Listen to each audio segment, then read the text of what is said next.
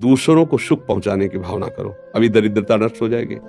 पक्का समझ लो। जिसको धन चाहिए, हम तुम्हें आंतरिक बात बता रहे हैं, जो है जितना है उसी से माता पिता भाई बंधु और आए हुए अतिथि और किसी एक बाहरी दुखी जिससे हमारा कोई मतलब नहीं, उसको सुख पहुंचाना शुरू करो। फिर देखो दरिद्रता नष्ट ना हो जाए तो हमें बता देना। किसी एक भूखे को 2 रोटी देना शुरू करो, किसी एक ऐसे दुखी को सहयोग करना शुरू करो, देखो आपकी उन्नति शुरू हो जाएगी। हम कैसा चाहते, किसी एक का छीनने को मिल जाए तो हम सुखी हो जाए, किसी एक को हम दुखी कर दें हम सुखी हो, ये सर्वनाश की बातें हैं, वही हमको भोगना पड़ता है। अगर हम धर्म से चले तो सर्वलोक महेश्वर भगवान, ऐसा नहीं कि वो देख, एक सेकंड भी कोई ऐसा नहीं है जिसको भगवान नहीं देख रहे हैं। मान लेना, एक सेकंड भी ऐसा नहीं है कि वो तुम्हें देख नहीं रहे।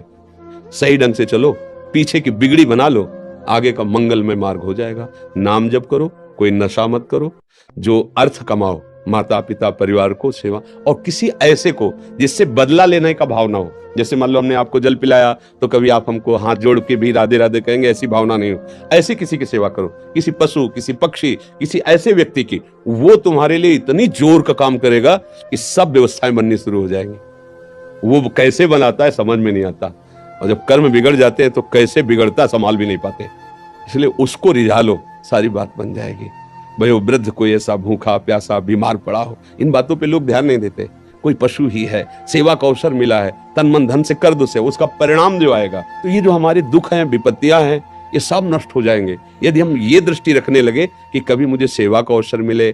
जो असहाय हैं, जो असमर्थ हैं, ऐसे मान लो पशु है, अब वो क्या कहाँ दवाई मांगेगा, कहाँ इंजेक्शन, अब उसका पैर टूट गया है, हम उसको ले जाएं जहाँ पशु अस्पताल, उसको दवाई करवाएं, उसको जब तक थोड़ा ठीक ना हो जाए तो उसको खान पान की भगवान रीत जाएंगे। सच्ची मानिए, पर ये बातें सबकी समझ में नहीं आएंगी।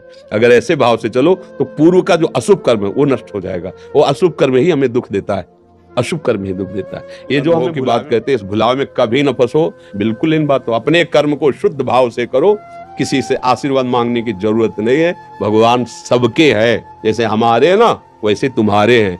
तुम्हारी दृष्टि में भगवान के प्रति पक्षपात लग सकता है कि भगवान इनको ज्यादा चाहते हैं हमको नहीं, लेकिन उस माँ से पूछो जिसके 4 लड़के, 2 कमाते हैं और 2 ऐसे ही हैं, उस जब भोजन परोसेगी तो चारों को बराबर पर। ऐसे ही भगवान कहते सब मम प्रिय सब मम उपजाए, तुम सब मेरे बच्चे हो। पर भगवान से विमुक्त होकर गलत आचरण करोगे तो वही माया पीट रही, कभी दरिद्रता, कभी विपत्ति, कभी दुख, कभी पश्चाताप, कभी शोक, जन्म मरण। इसलिए सावधान हो जाए।